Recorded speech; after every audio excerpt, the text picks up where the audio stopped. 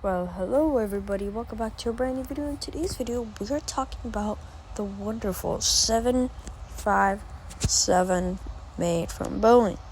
Now, this plane necessarily should still be flying today, and actually kind of got canceled just like the 767 prior to the date before it should. So, why aren't they made anymore? I'll answer that later. But let's take the Boeing 757 offer now.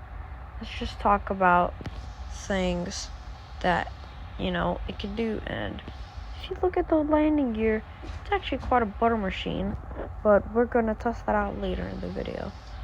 So that's going to be pretty interesting. And while that, I just want to talk about some parts. So, if you do look closely, the engines kind of look large for the plane. And you are probably wondering why that is. Well, the 757 was mostly made for long trips.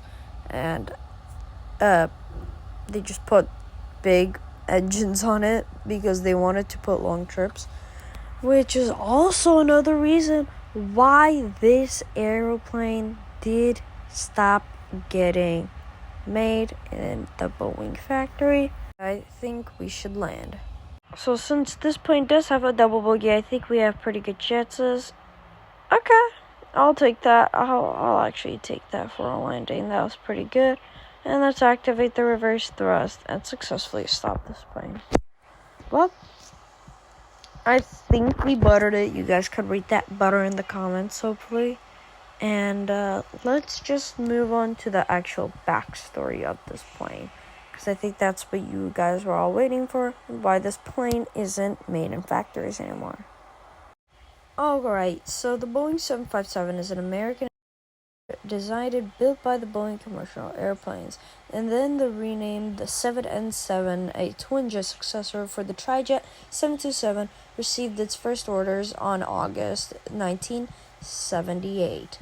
Then, the prototype completed its maiden flight on February 19, 1982, and was FAA certified on December 21 in 1982, and Eastern Air placed for the original 757-200 in commercial service on January 1st, 1983.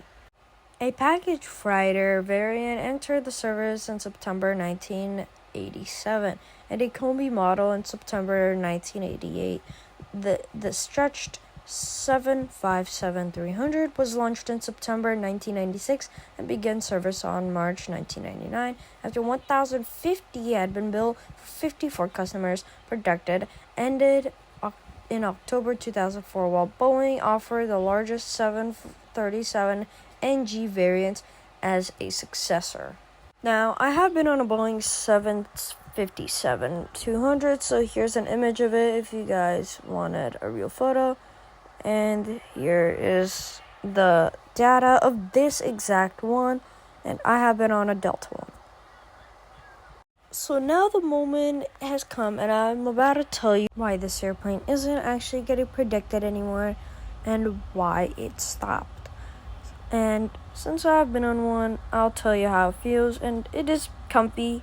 There's all 2 seats, but now, if you take a close look at the landing gear, you see that it's actually a 2 landing gear, which is called a double bogey. And as you know, the A321 series does not have a double bogey. It has a 1 bogey, and that's what makes the 757 more expensive. The next part is the large engines that is used for long trips that cost a lot of money for the Boeing 757 series, while the A321 series barely costs any money for the engines talking in planes. So, if we think now, this is probably why it got canceled.